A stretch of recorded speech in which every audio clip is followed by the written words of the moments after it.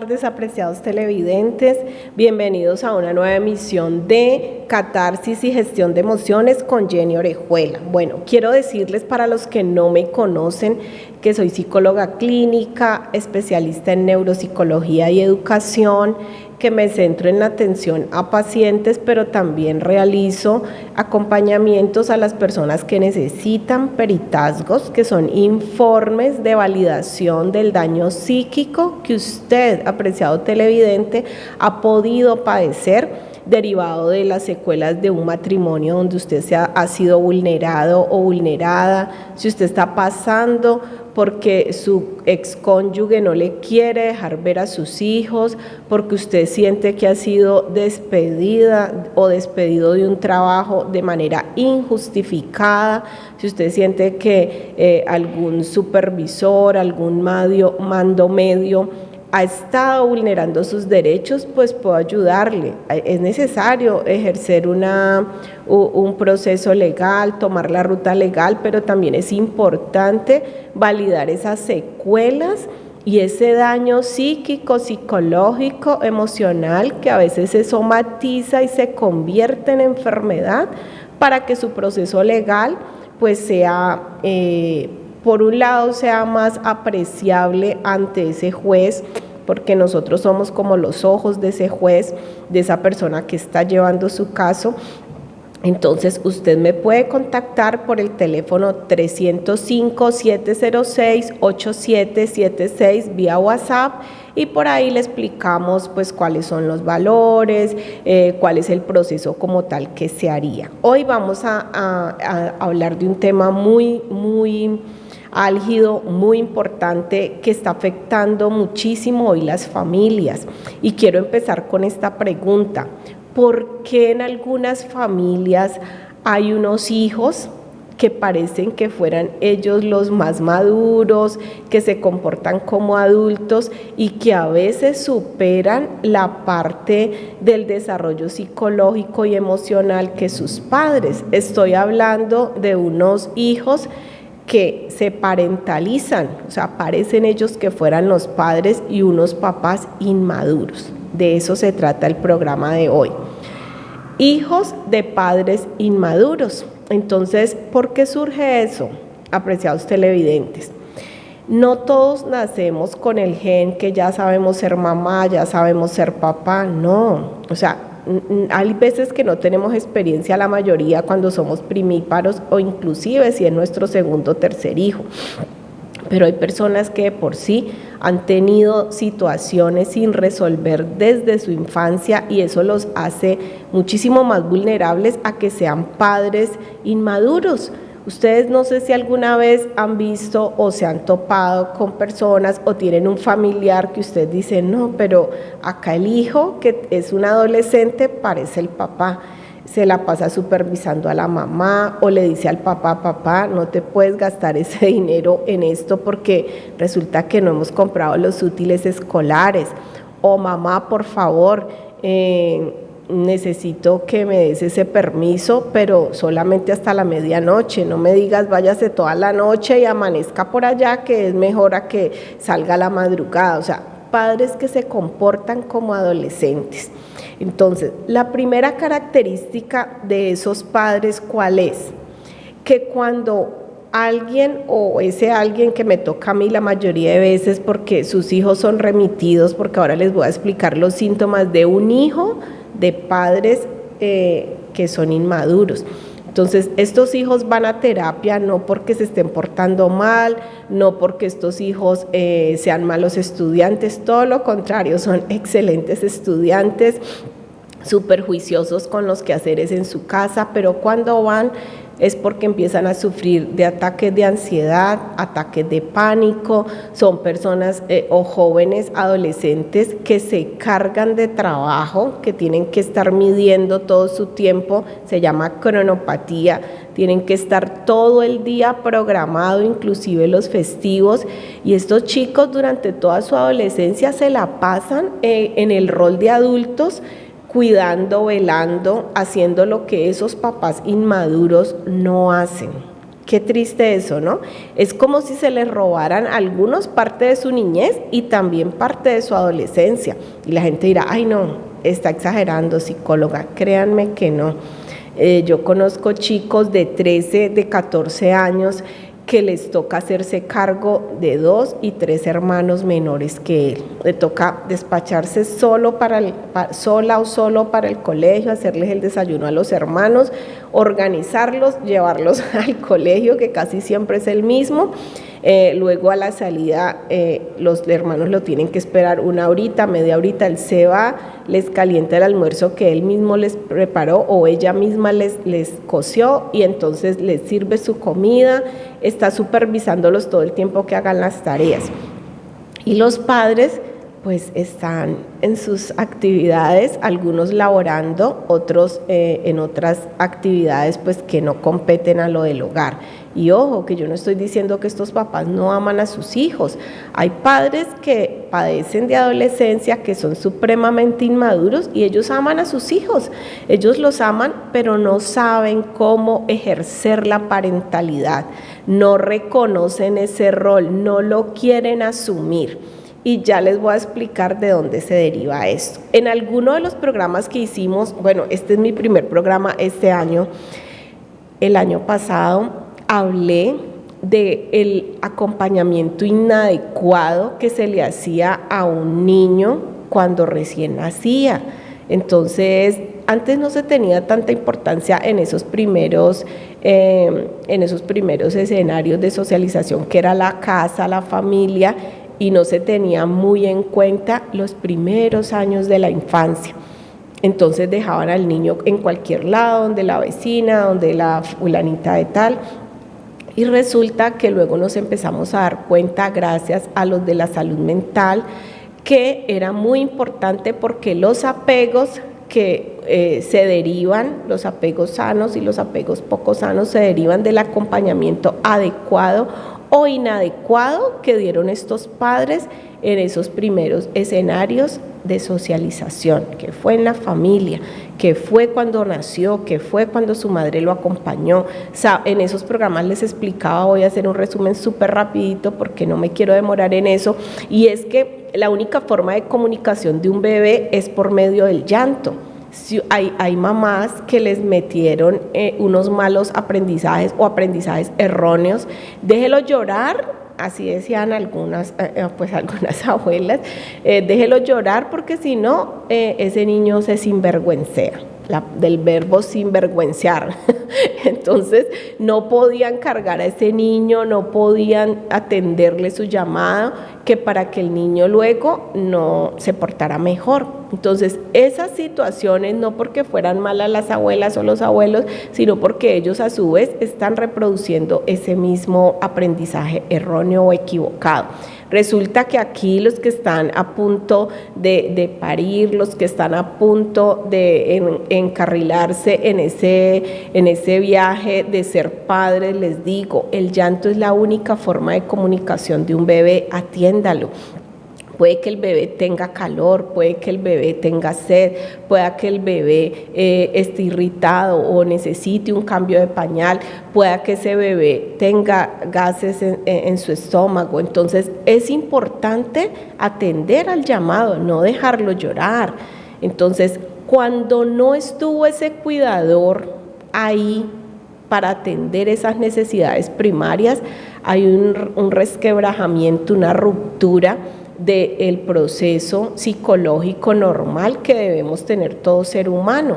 Entonces sigamos, ya se pasó ese niño como sea, siguió y evolucionó y llegó pues a la etapa pues de su etapa escolar, cuando entra al jardín. Entonces unos papás duros, unos papás que no expresan el amor, no expresan el cariño, sino que todo el tiempo con un lenguaje de pronto no hostil, porque hay padres que de pronto no gritan ni dicen frases desobligantes, pero son lejanos con los hijos, nunca les dicen: hijo, tú eres especial para mí, cuánto te extrañé. Ahí hay una ruptura. Entonces ese niño, ¿cómo crece?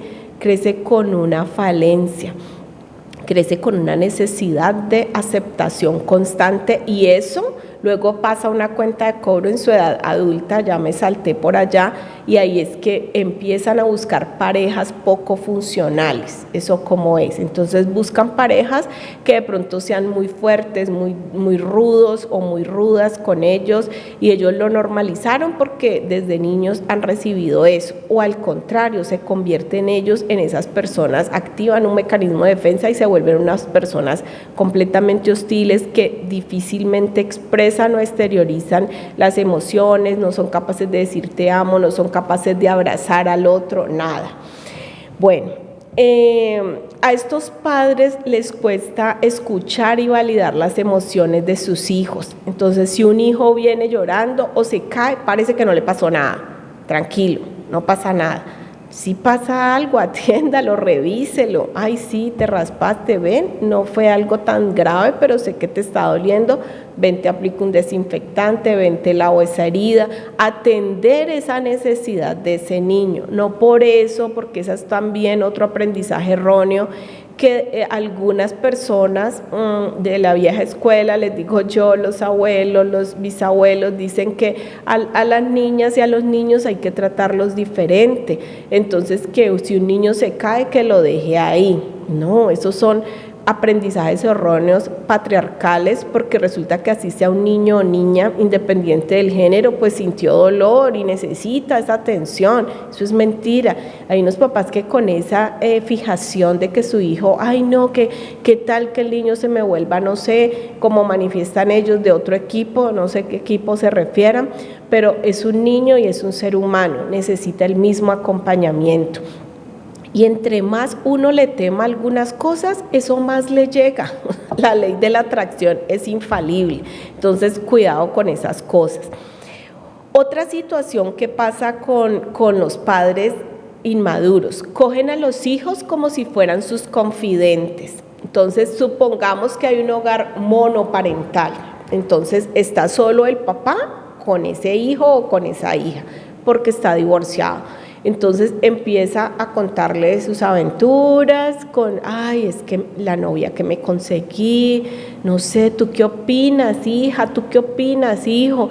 Esta chica pues ya me ha sido infiel, ¿qué será que hago? Imagínense inyectándole a este ser humano una cantidad de problemáticas y de conflictos que ni siquiera él como adulto es capaz de resolver. Hay otras madres que se quedan con sus hijas y entonces empiezan a hablarle mal del papá, del excónyuge, pero sigue siendo el papá de esa hija o de ese hijo. Entonces, mire todo lo que me hizo su papá, ese hombre fue terrible, fue perverso, imagínese que lo que hizo, se metió con la vecina, luego también con la del supermercado, y empieza a contarle todas las historias que fueron reales. Nadie está diciendo que no, pero cuénteme una cosa, apreciada mamá, usted que me está escuchando, usted que es una persona que ya ha ido a terapia conmigo y sabe que yo le digo las cosas directamente, usted le está haciendo un daño terrible a ese hijo y a esa hija, porque de acuerdo, todo es subjetivo, o sea, a las vivencias que ha tenido, a los recursos psicológicos y emocionales de ese niño. ¿Usted por qué me le está inyectando esa carga psíquica y problemática y conflictiva a su hijo? Si yo sé que usted lo ama y la ama. Yo sé, muchas de estas mamás, ay no, yo estaba cometiendo un error, yo sé que lo ama, y cuando usted hace esto, lo único que hace es causarle daño. Uno, porque ese hombre, usted fue la que lo escogió, o esa mujer, usted caballero fue el que la escogió. Cuando usted empieza a ponerle las quejas y a decirle esta cantidad de cosas a su hijo o a su hija, le está diciendo, escogí mal, pero me voy a desahogar contigo. No. Cuando quiera desahogarse, busque un buen psicólogo, una buena psicóloga. Aquí estoy yo. Puede tomarle citas presencial o virtual. Yo atiendo en el Oriente, allá las tarifas son sociales. También atiendo hispanohablantes de todo el mundo. Se pueden contactar conmigo por el 305-706-8776. Sigamos. Vamos en la parte de la afectación de los hijos que vienen de padres que son completamente inmaduros. Una de las afectaciones que hay es que este hijo crece con la fija idea de que él le tiene o ella le tiene que resolver todos los problemas a todas las personas que se le crucen por el camino. Entonces vemos a esas personas con el síndrome de yo voy a ayudar a esa persona para que esa persona se vuelva mejor. Entonces, todos los amigos de ese ser humano al que le conté todos estos ejemplos son personas que lo usan o la usan, relaciones utilitarias. Entonces, él para conseguir una amiga o un amigo le tiene que estar facilitando dinero, le tiene que estar facilitando la casa hasta para que lleve al novio y le cojan la casa pues de encuentros, ya sabemos de cuáles. Lo utilizan o la utilizan de diferentes formas. Le quitan las cosas, cuando ya son adolescentes le quitan la ropa, le quitan el maquillaje. Ojo, que todo esto que yo les estoy contando lo saco de mis consultas, o sea, obviamente que protejo la identidad de mis pacientes, pero son ejemplos reales, yo no me estoy inventando eso. Cuando una niña, un chico me empieza a decir, todos mis amigos, a todos me toca prestarles plata, a todos me toca hacerles el cuarto, y es una niña o un niño súper juicioso, pero con la necesidad de ser aceptado y con la necesidad de tener amigos, porque ellos están en esa, cuando están en la adolescencia necesitan ser aceptados. Ojo, tomen nota de esto, porque algunos padres se enojan y se disgustan cuando estos chicos que yo les encuentro todos estos síntomas, llamo a los papás, los convoco y le digo, necesito que venga ¿quién es tu red de apoyo familiar? Pues que yo vivo con mi mamá y con mi abuela, o yo vivo con mis papás. Entonces los cito, cuando yo los cito, estos padres, algunos se disgustan, otros son supremamente asertivos, pero hoy voy a hablar de los que se disgustan porque me dicen, ay no doctora, pero ¿cómo así? ¿Cómo así? Yo no entiendo eso. Entonces si yo no me vuelvo amiga o amigo de mi hijo, ¿cómo voy a hacer eso? Entonces, ¿cuál es la confianza? Usted puede ejercer el rol de papá, pero no el de amigo, porque el de amigo, ¿quién va a ocupar entonces el rol de papá? Siempre voy a repetir eso, no me canso. Si usted deja vacío el rol de papá, esa hija o ese hijo va a colocar ahí a cualquier persona, y puede ser cualquier persona perversa. Hoy en día hemos visto cómo está la maldad, hemos visto cómo adoctrinan a nuestros hijos en los colegios, en las redes, en los medios de televisión. Por eso es importante que ustedes reproduzcan programas científicos, no esa cantidad de desperdicio que salen a hablar cualquier cosa y todo el mundo se desboca a escuchar cosas que de verdad uno se queda súper aterrada.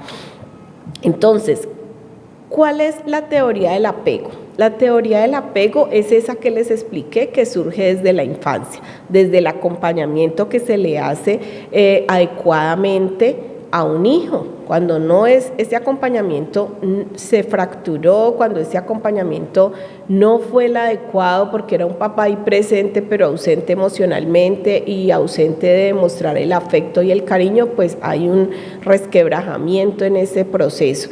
Entonces, ¿qué pasa con estos hijos? Pues nada, se desarrollan en un apego inseguro, todo a su alrededor se vuelve, pueden ser juiciosos, les va bien. Alguna vez entrevisté a una mamá y me dijo, doctor, ¿usted por qué me llamó? O sea, yo traje al niño a terapia, venga, le cuento por qué. Porque el colegio me dijeron que tenía que venir a terapia, o sea, van obligados. Pero cuando yo les empiezo a explicar toda esta situación, pues algunos entran en mucha preocupación y qué bueno. Mi idea no es preocuparlos, sino darles herramientas para que por favor corrijan esta situación que ya se presentó. Entonces, alguna mamá me dijo, doctora, ¿cómo así? O sea que yo no tengo que estarle contando a mi hija todas estas cosas. Claro que no. ¿Qué hago yo con lo que ya pasó? No, pues tengo una conversación diferente con su hija, discúlpese. Uno como padre debe disculparse a veces con sus hijos porque no somos infalibles. El hecho de ser padres no nos hace que no cometamos errores. Mire de lo que les estoy hablando. Retráctese, dígale, hijo, hija, perdóname porque yo estuve hablando contigo como si tú fueras una persona ya adulta. Ni siquiera yo aquí tengo en este momento las herramientas para afrontar esta situación que estoy pasando y te estoy colocando es una carga de una situación que ni yo sé cómo resolver. Discúlpame, yo quiero que tú vivas tu adolescencia, tu infancia como un niño disfrutando, porque esto que estamos viviendo aquí ahora van a ser los recuerdos de ese adulto a futuro. Entonces discúlpese, vuelva y retome, olvídese de estarle contando sus conflictos, busque un buen psicólogo, una buena psicóloga. Pues se dice no quiero pagar particular, vaya a su entidad de salud, así sea media hora, pero es media hora que usted ya va a tener con atención en salud mental, que le va a servir de algo. Algunos se quejan de las EPS y sí, hay algunas que están un poquitico pues peor que otras, pero pues por lo menos usted va a ser atendida por un profesional. No se sesguen con ese servicio. Entonces vayan y reciban ese acompañamiento o escríbanos. Nosotros les agendamos una cita con muchísimo gusto y les damos las herramientas para que empiece usted a desprogramarse, primero usted y luego ese hijo, para que ese hijo tenga un sano desarrollo y a futuro, cuando ya sea una adulta, un adulto, no consiga parejas que los vayan a vulnerar. Ahí les dije que los niños desarrollan apego inseguro, tienen dificultades para regular las emociones. Entonces, a pesar de que su hijo en su casa hace sus tareas, hace sus quehaceres, es buen estudiante, resulta que empieza a generar estos episodios, que son unos episodios de estrés o de angustia. Ya les explico por qué. Resulta que ustedes saben de la hormona del estrés, ¿no? Entonces, eso está hoy disparado todo el mundo por diferentes situaciones, no solamente en nuestra ciudad, sino globales. Todos tratamos de regular el cortisol porque esa es la hormona del estrés, pero resulta que hay otras actividades que la regulan.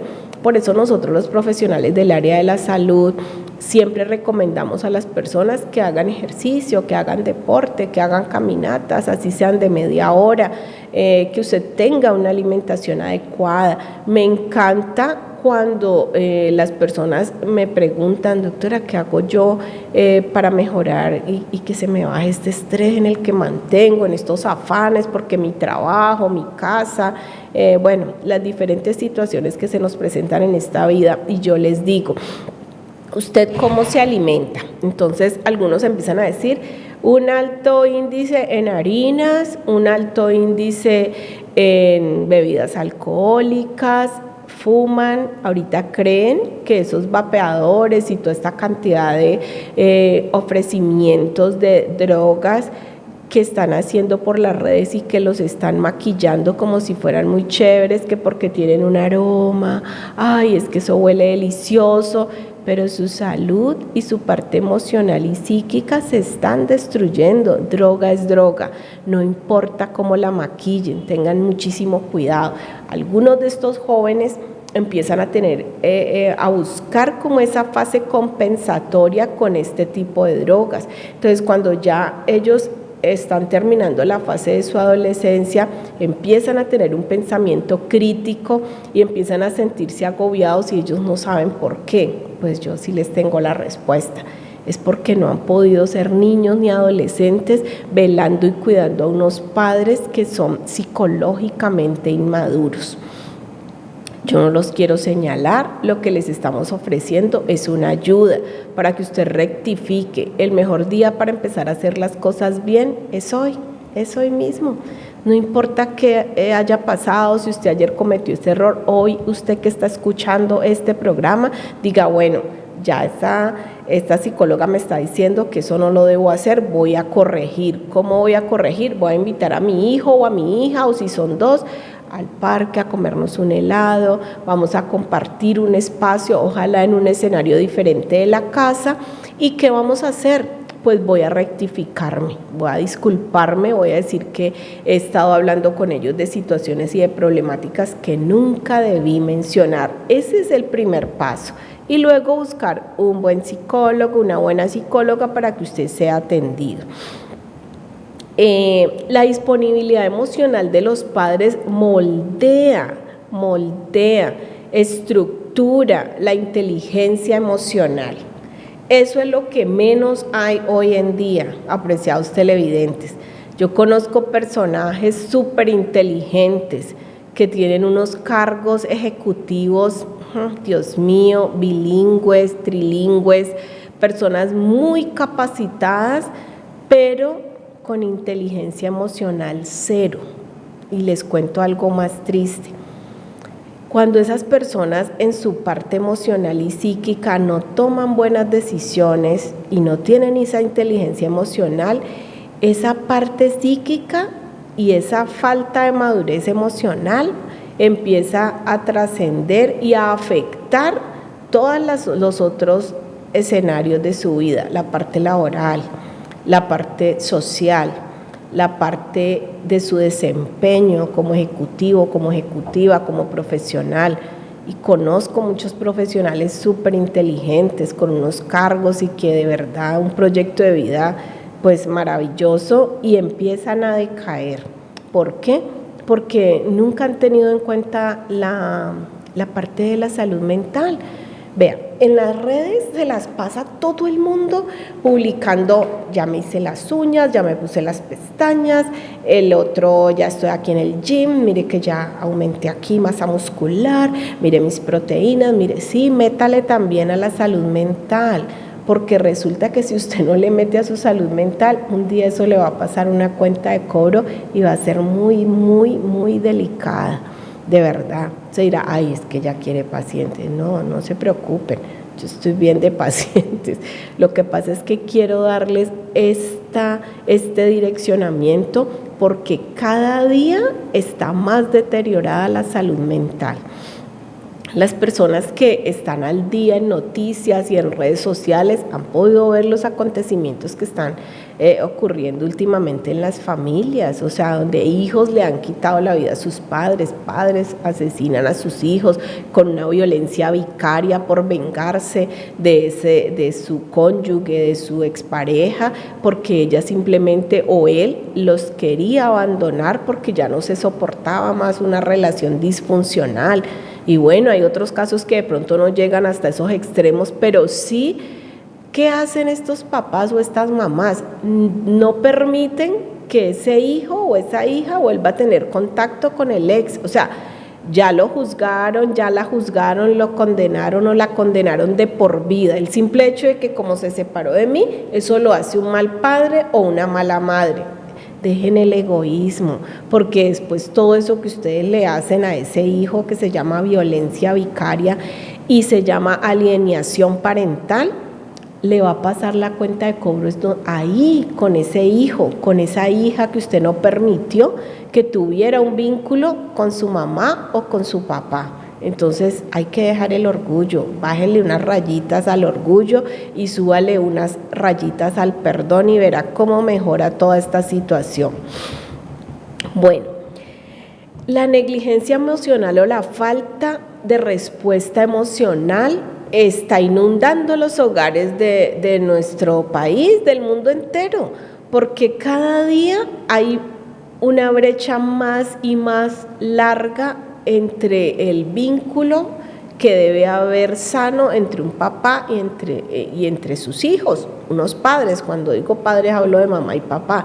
Entonces cada uno está ocupado en su día a día. Entonces si el papá o la mamá trabajan, pues ocupados en sus trabajos, por allá se les sube el cortisol y llegan por la noche a casa como unos ogros o como unos papás supervisores mirando a ver qué es lo que faltó, que si hizo la tarea, que si no la hizo, y los hijos en vez de sentir gratificación cuando llega ese papá o esa mamá están en estado alerta. No, ahorita llega mi mamá, ay, no he lavado la loza, salen corriendo a hacer las cosas porque los papás llegan a mirar qué fue lo que no hicieron esos hijos, pero usted no se fijó, estoy hablando de los papás inmaduros.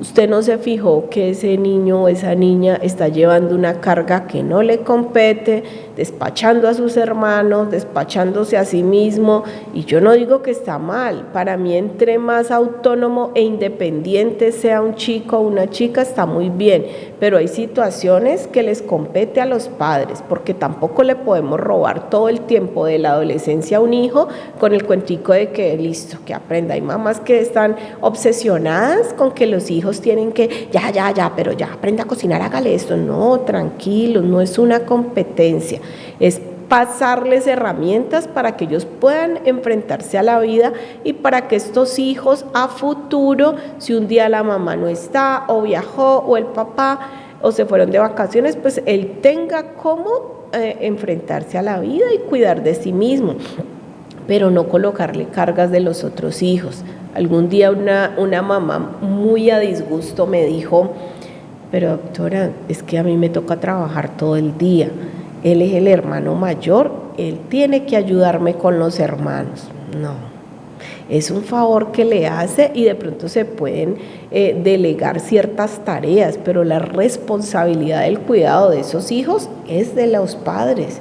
¿Cómo se le ocurre? Entonces, cuando esa persona crezca, de ahí sale otro de los síntomas de los adultos, que cuando están grandes o tienen una relación o se casan, le dicen a la esposa, pues con ese amor a flor de piel: ay, entonces ¿cuándo vamos a tener hijos? No, yo hijo no voy a tener, de hecho yo estoy operado. Ah, ¿cómo? Porque ya no quieren ser papás, quedaron cansados de cuidar a sus hermanitos.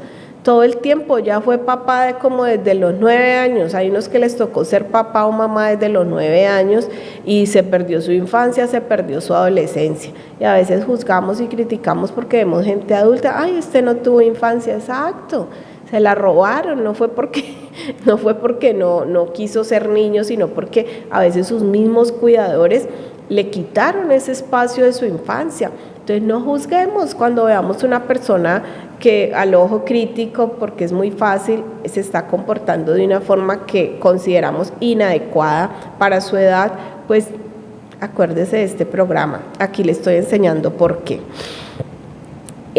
Bueno, quiero recordarles para los que de pronto no me conocen y están empezando apenas a ver el programa, que mi nombre es Jenny Orejuela, soy psicóloga clínica, especialista en neuropsicología, que hago peritazgos, que son informes para las personas que están atravesando diferentes situaciones que implican que haya una ruta de legalidad, y estos se llaman los informes clínicos o peritazgos del daño psíquico.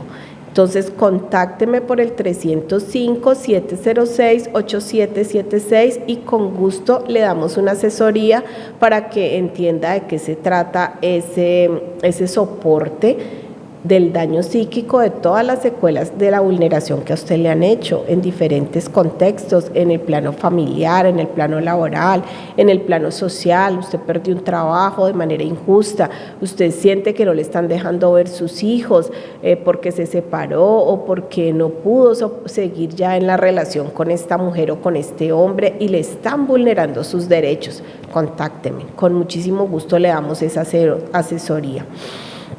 Bueno, ¿en qué influyen todas estas características de lo que le hablé de los padres que son un poquitico inmaduros?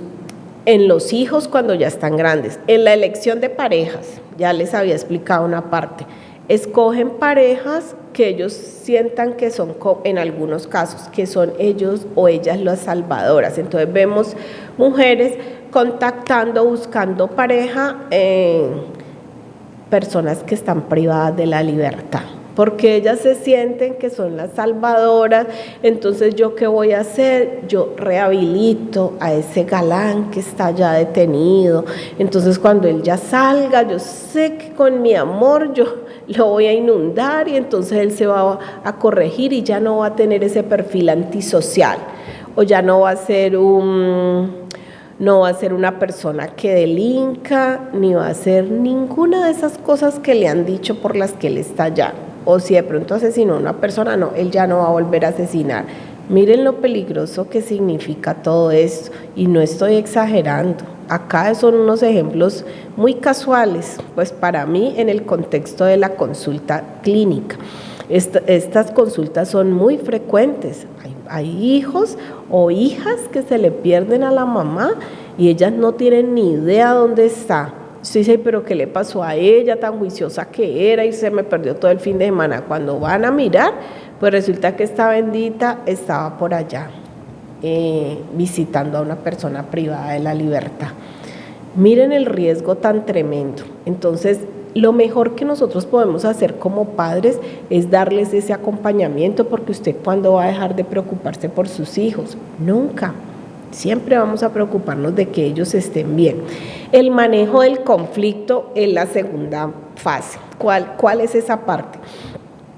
¿Se han topado ustedes con personas que por todo discuten? O sea, inclusive están en vacaciones, entonces el azul del mar no era el azul que quería. No, es que este azul está como sucio. Yo pensé que era azul clarito como yo veo en los videos. O es que no me gustó el color de la arena. Además no me gustaron las vendedoras que habían acá en la arena. Todo se vuelve un conflicto. Perdón. Todo se les vuelve feo, todo lo vuelven gris. Si van a pedir comida, no, esa comida no me gusta. Y todo se vuelve una amargura, por eso uno dice, no, esta persona, ¿en dónde? Si uno de vacaciones es donde uno pues irradia energía positiva, donde uno está feliz, compartiendo, haciendo lo que uno quiere hacer. No, estas personas, y siempre les pasan cacharros. Entonces, en el plato de ellos está la mosca flotando. En el jugo de ellos o en el arroz encontraron un cabello. Todo lo que es negativo y malo lo atraen con su mente, el poder de la atracción. Algunos lo llaman neurolingüística. Uno atrae las cosas, entonces porque cuando se desmayan, en vez de despertar en sí, vuelven en no. No, hay que tener pensamientos asertivos, no sin naturalizar y romantizar pues las catástrofes que le pueda pasar a una persona, pero a veces somos nosotros mismos los que atraemos ese tipo de cosas. Y la tercera, que es una de las más importantes, es la confianza interpersonal. Hay personas que no tienen confianza, no se tienen confianza y se deriva de todo esto. Entonces tienen que estar buscando validez todo el tiempo. En algún momento atendí un paciente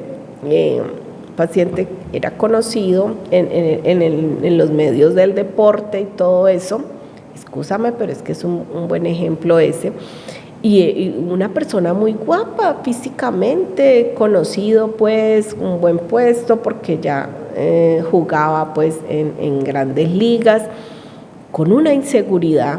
Óigame, tenía que tener a la novia todo el tiempo diciéndole cosas bonitas y esta persona profesional también ocupada en su trabajo, y si un día o era varias veces al día, o sea, varias veces que le tenía que decir que te amo, que estás lindo, que te vi, que vi el partido, que por acá. Y cuando no le decía esto, se enfadaba y se enojaba. Entonces, cuando me buscan ambos, pues por la terapia de pareja, me dice él, es que psicóloga, ella me tiene que validar a mí todo el tiempo eso, entonces yo para qué tengo novia, Dios mío.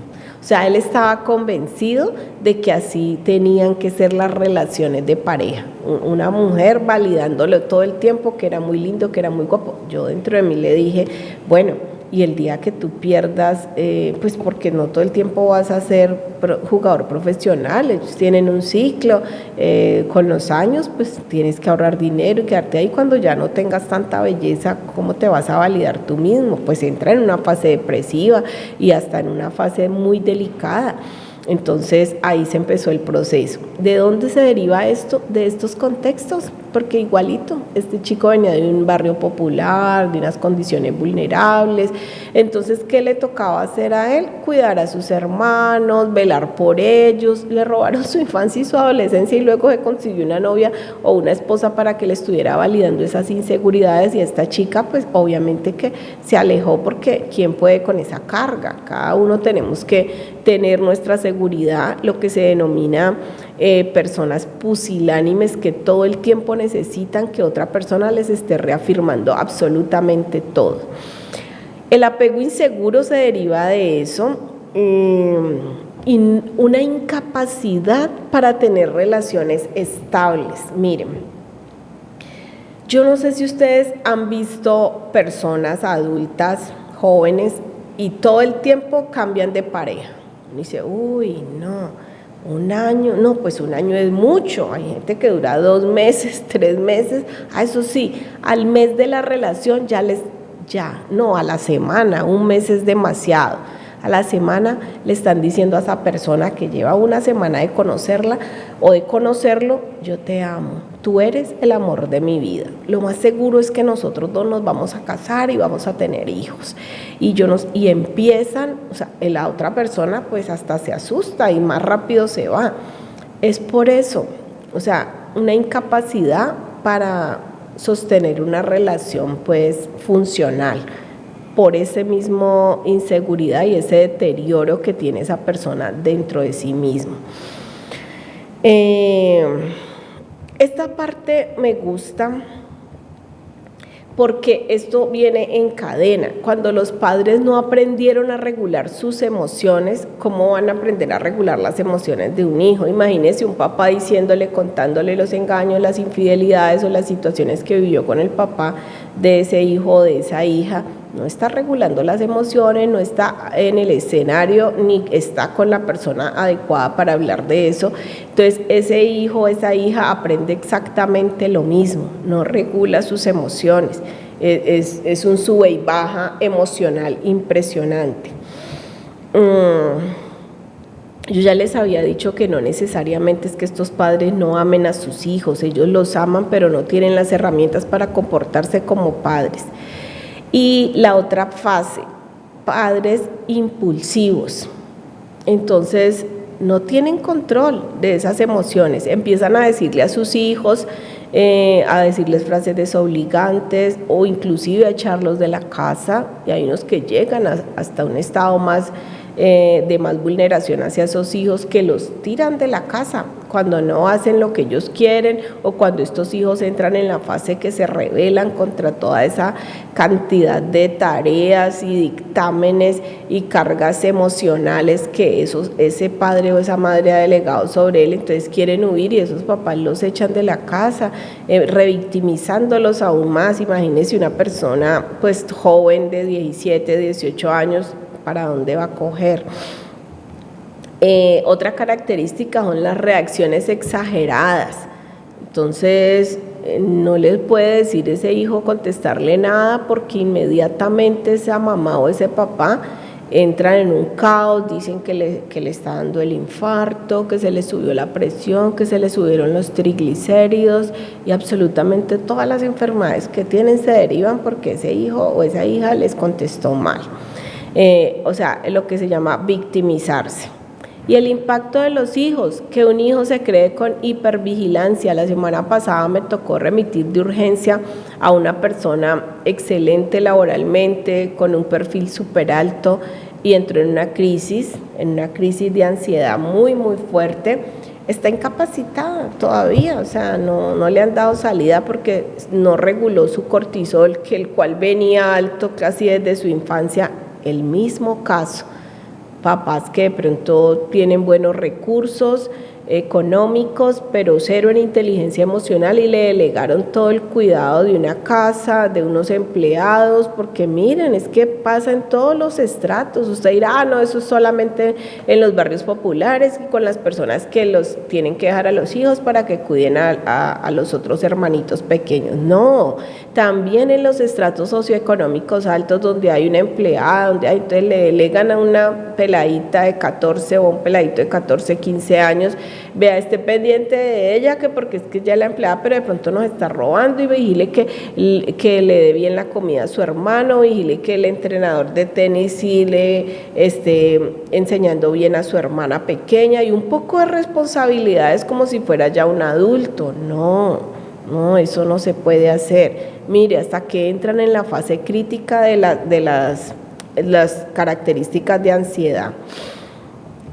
¿Qué les quiero decir? Hoy estamos en un punto álgido donde la gente está llamando a estos jóvenes de hoy en día la generación de cristal, pero resulta que no están teniendo en cuenta que es que esta generación ya se cansó de tanta vulneración. Entonces lo que antes no decían, ahora sí lo están exteriorizando y lo están hablando.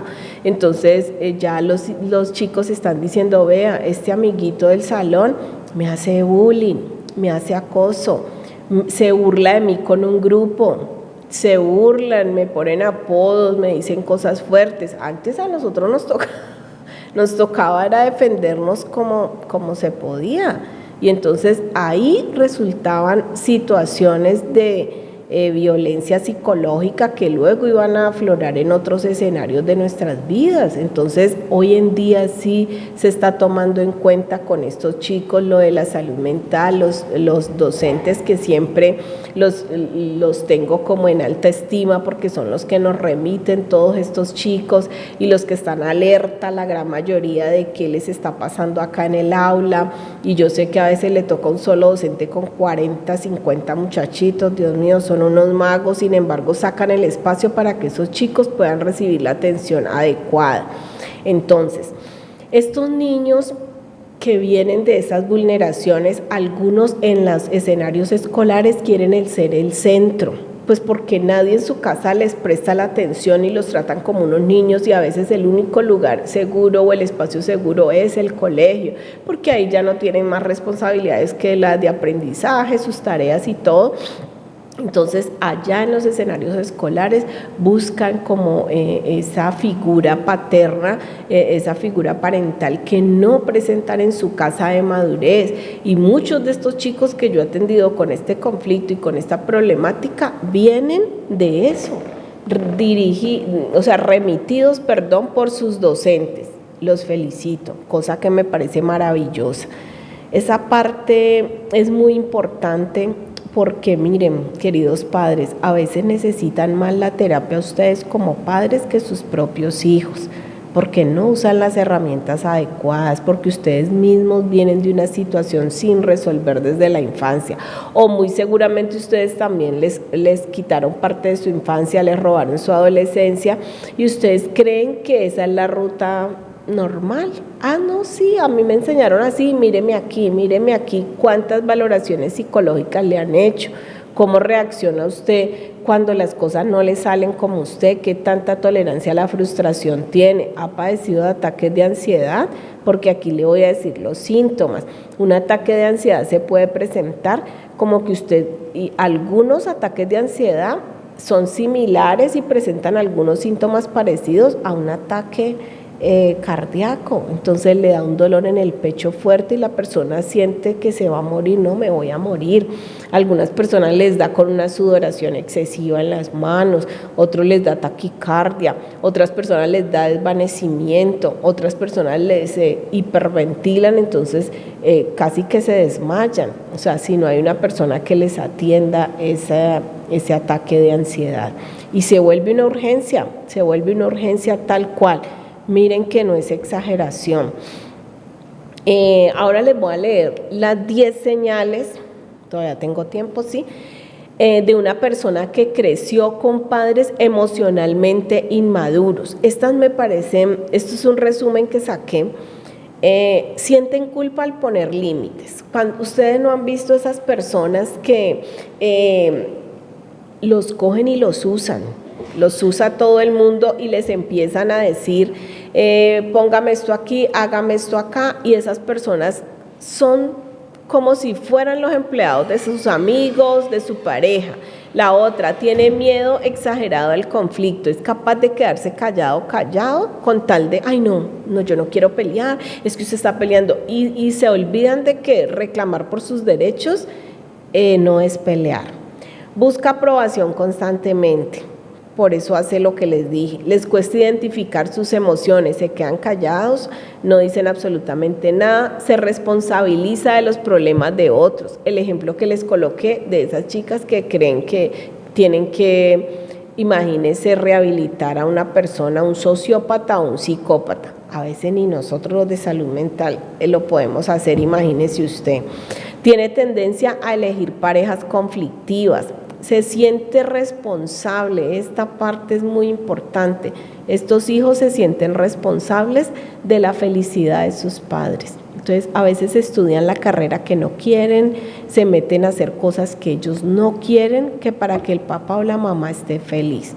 Y por último, experimentan ansiedad en las relaciones que son muy cercanas. Están acostumbrados tanto a la apatía, al rechazo, al despotismo, a la frialdad, que ellos no, si una persona les va a dar amor, no, eso me incomoda, es muy triste. Recuerden, soy Jenny Orejuela, fue un placer haber estado con ustedes en este programa de este año 2026, Catarsis y Gestión de Emociones. Los espero en mi consulta, los espero a que se comuniquen conmigo por el WhatsApp 305-706-8776. Que Dios los bendiga y recuerden, el mejor día para empezar a hacer las cosas bien es hoy.